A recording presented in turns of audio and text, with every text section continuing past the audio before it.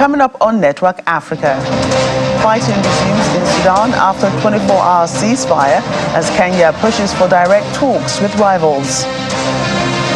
Here in Nigeria, a new Senate president has been elected in the name of God's will, Akpabio. Plus, at least 46 people killed in the Democratic Republic of Congo during an attack on displaced people's camp.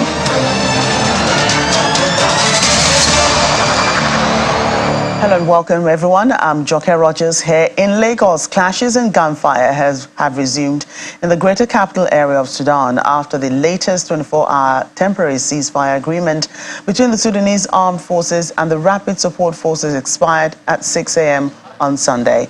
The greater capital area of Sudan, composed of Sudanese capital Khartoum and the neighboring cities of North Khartoum and Omdurman, is one of the most affected areas by the ongoing armed clashes between the two sides. Several blocks in the southern parts of Khartoum were shelled for 2 consecutive days, resulting in at least 18 civilian deaths, with dozens of others injured. Both sides have accused each other of launching attacks right after the ceasefire ended. Sudan has witnessed deadly armed clashes between the Sudanese armed forces and the paramilitary rapid support forces in the capital city and other areas since April 15, when the two sides accused each other of initiating the conflict.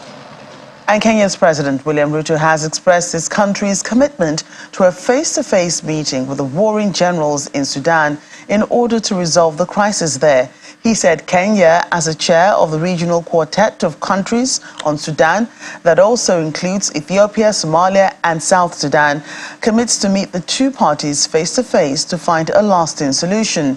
Mr. Ruto said the quartet leaders would, in the next 3 weeks, meet to begin the process of an inclusive national dialogue in Sudan, according to a statement by the President's office after a summit of the regional bloc in Djibouti.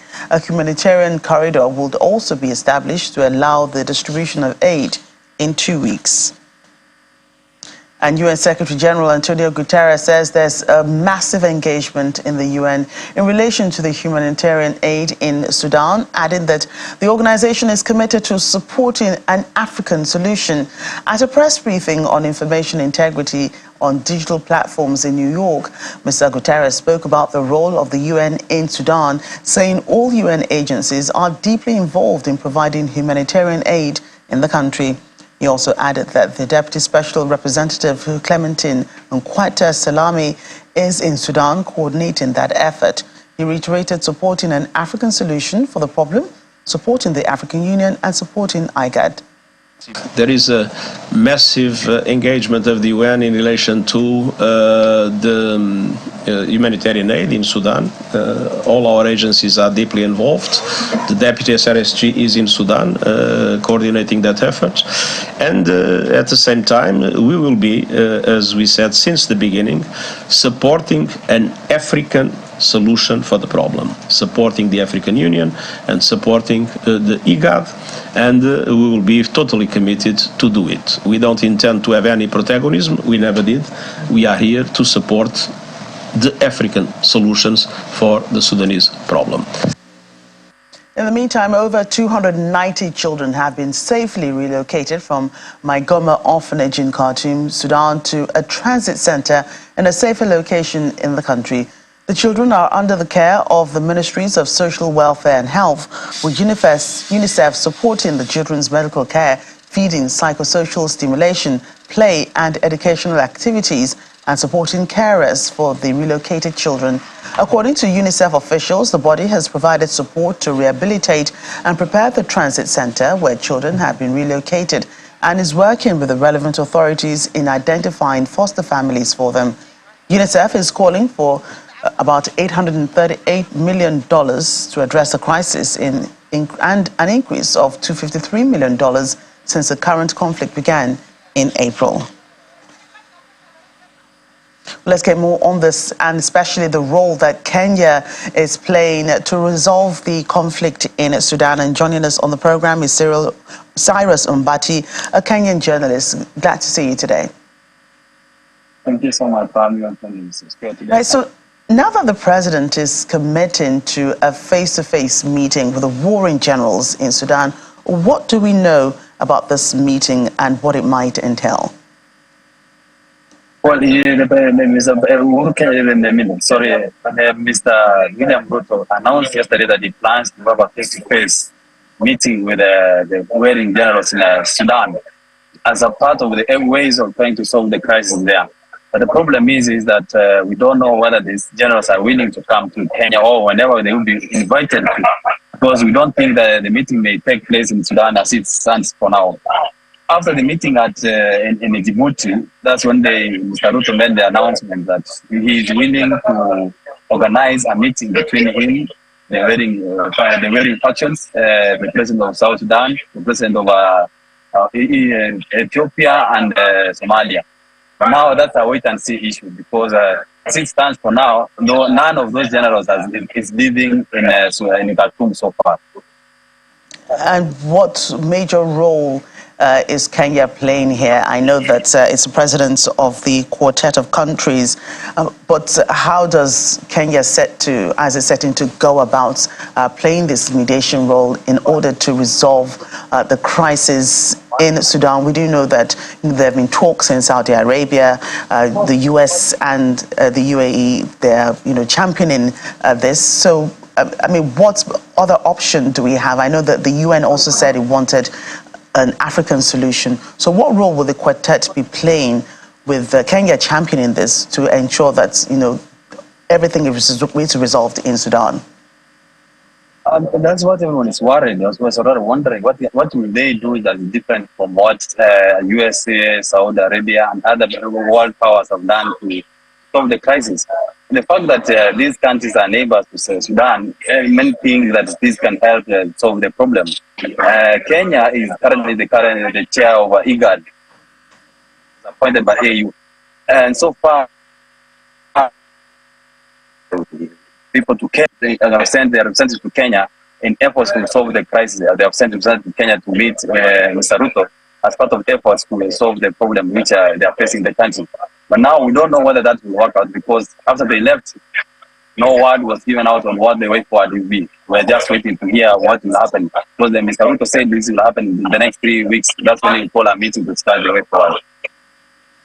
And part of what the quartet wants, according to the president, is for a humanitarian corridor to be opened in a matter of weeks to ensure that humanitarian aid is given out to people. We just read that some children were rescued for an orphanage. I think it's the second or third time that children will be rescued in an orphanage in Sudan.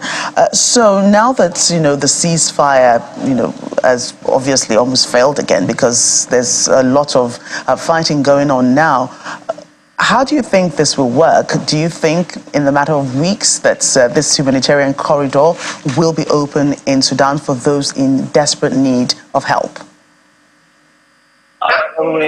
Surely we don't expect that to happen because if these generals are defying the world powers like US and Saudi Arabia, who are their neighbors equally, I don't think they will respect the word of IGAD or Kenya or AU to allow that ceasefire to hold.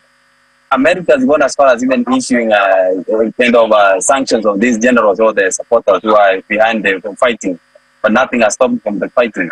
So we don't have anything that the AU or IGAD is offering, putting on the table on these guys to stop fighting, other than just talking on that they will do ABCD, or we're calling for ceasefire to allow humanitarian kind of corridor.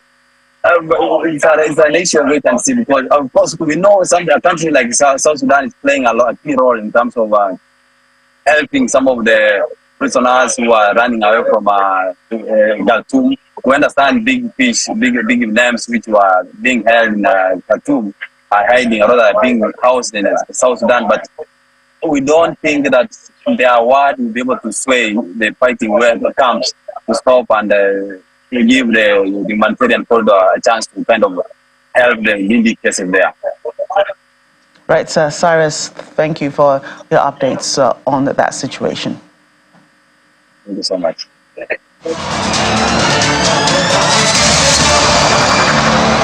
Let's get to other news and politics back here in Nigeria. Senator Godswill Akpabio has been elected president of the 10th Senate. Senator Akpabio was elected at the inauguration of the Senate today, which was attended by all 109 members. Senator Akpabio, a member of the ruling All Progressives Congress representing Akwa Northwest, polled 63 votes to defeat his only challenger, Senator Abdulaziz Yari, who polled 46 votes.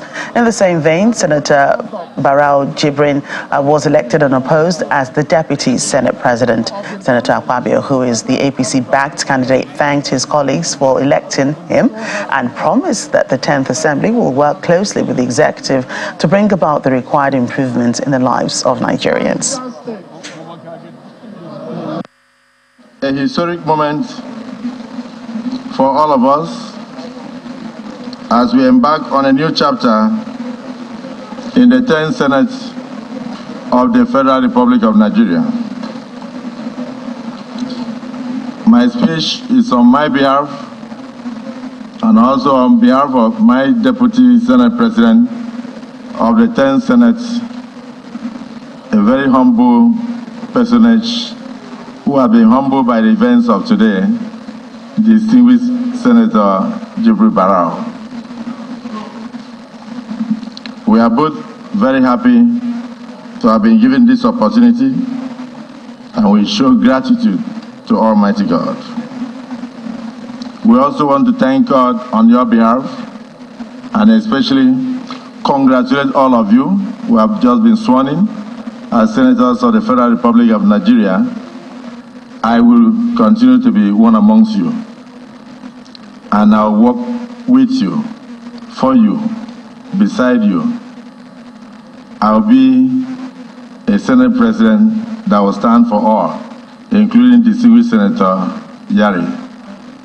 Whether he was qualified to contest or not did not matter. What mattered is that democracy took root right here in these chambers today. So let me congratulate you for a hard fight.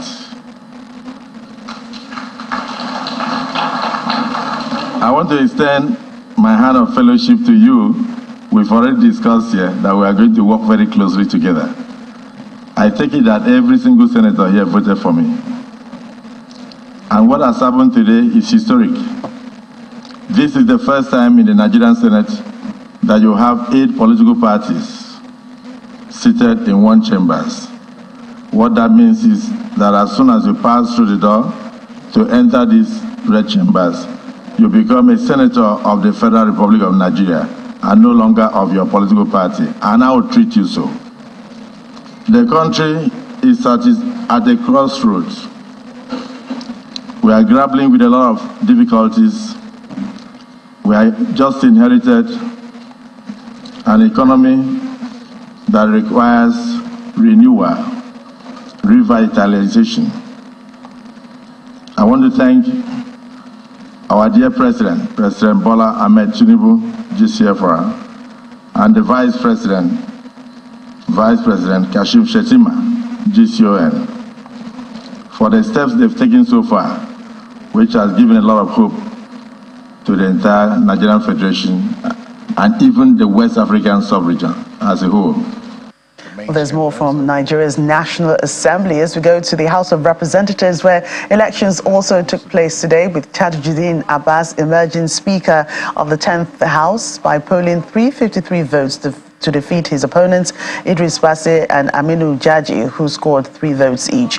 Meanwhile, former spokesperson of the 9th House of Representatives, Benjamin Kalu, was elected Deputy Speaker of the House. Honorable Kalu was declared unopposed after his nomination by Babajimi Benson, a lawmaker from Lagos State. The Speaker, Honorable Tajuddin from Zaria constituency in Kaduna, speaks on his plans for the 10th House of Representatives.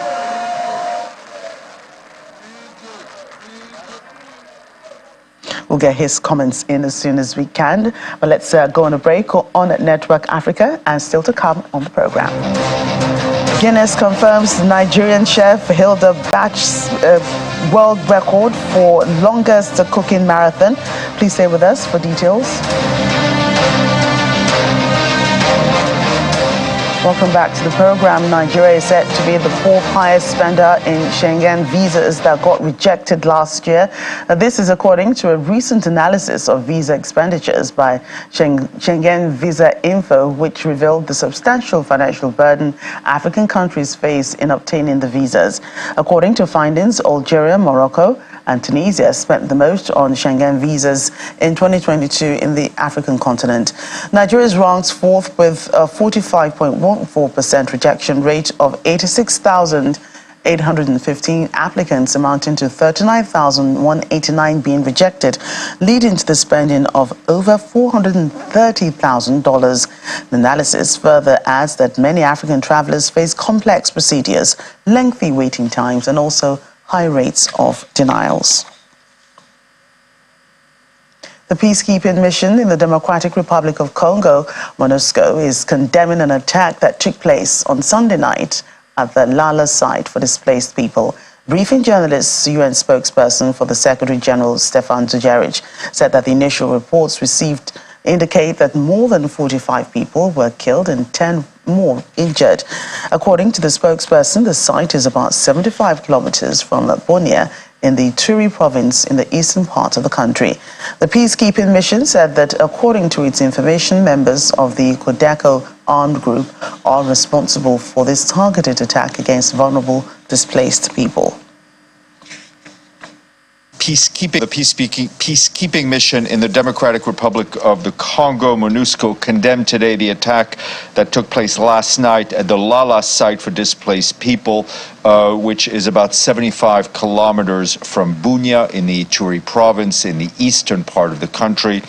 Initial reports that we're receiving indicate that more than 45 people were killed and 10 were injured. The peacekeeping mission said that according to its own information, members of the Codeco armed groups are responsible for this targeted attack against vulnerable and displaced people. Peacekeepers have stepped up security in the area in collaboration with the provincial authorities. The mission extends its condolences to the families of the victims and wishes a speedy recovery to all those who were injured. In a statement, our peacekeeping colleagues added that they will spare no effort to put an end to these attacks and to combat impunity within the framework of its mandate. The peacekeeping mission also reaffirmed its commitment to work alongside the Congolese defense and security forces to increase joint patrols to protect civilians and displaced people in the area. The United Nations will be repatriating a unit of 60 Tanzanian military personnel who were deployed at a temporary operating base in the western parts of the Central African Republic. The UN peacekeeping mission in the Central African Republic, based in Bangui, announced the decision by the Secretariat. This follows serious allegations of sexual exploitation and abuse against these peacekeepers. According to Stefan Dujarric, UN spokesperson, the identified victims are being provided with care and support by the mission's humanitarian partners. The mission in the peacekeeping mission in Central African Republic, based in Bangui, announced a decision by the Secretariat to repatriate a unit of 60 Tanzanian military personnel who were deployed at a temporary operating base in the western part of the country. This follows serious allegations of sexual exploitation and abuse against these peacekeepers. The decision comes after a preliminary investigation which found credible evidence that 11 members of the unit had allegedly engaged in sexual exploitation and abuse of 4 victims. The identified victims are being provided with care and support by the mission's humanitarian partners. The mission has also deployed a team to further engage with the community. The authorities, the Tanzanian authorities, have been formally notified and have deployed national investigative officers to the Central African Republic. In reaffirming their commitment to zero tolerance for sexual exploitation and abuse, the Tanzanian authorities noted the seriousness of the allegations and have committed to taking the necessary action to address these matters. The unit has been relocated to another base while the investigation continues, and members of the unit are confined to barracks. This is in order to protect the victims as well, of course, as the integrity of the investigation. The unit will be repatriated once their presence is no longer required in theater by the investigators. The decision by the Secretariat to repatriate this unit is in accordance with Resolution 2272 of the Security Council, where the Council endorsed the decision of the Secretary General to repatriate a particular military unit or formed police unit of any contingent when there is credible evidence of widespread or systematic sexual exploitation and abuse by that unit. Well, back here in Nigeria is the historic day and a sigh of relief for Hilda Baci, the Nigerian chef, after Guinness confirmed the world record for her for the longest cooking marathon. According to the world record body, Ms. Baci, who became a national sensation in May, cooked non-stop for 93 hours, 11 minutes, as opposed to the 100 hours initially touted because of some miscalculations with the rest periods. Over the course of 4 days, she used more than 100 dishes in the process and was only allowed to take a 5-minute break each hour. Ms. Baci beats the previous record holder, Lata Tondon of India, who managed the time of 87 hours, 45 minutes in 2019. The Guinness Book of World Records, who adjudicated Ms. Baci's cooking marathon, have congratulated her with a video shared on Twitter. History made indeed. Congratulations to Hilda.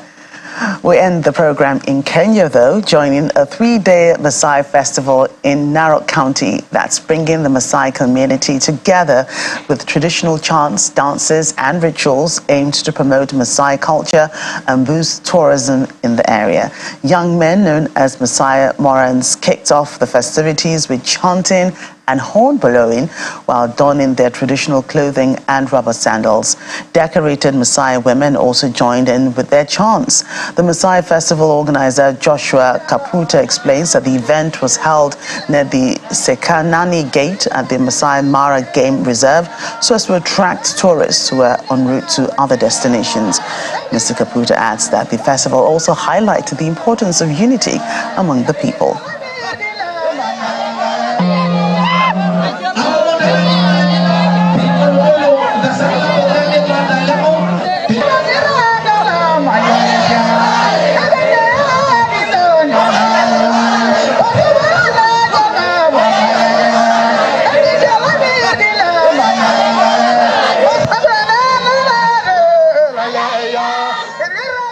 That's our program today. Thank you for watching.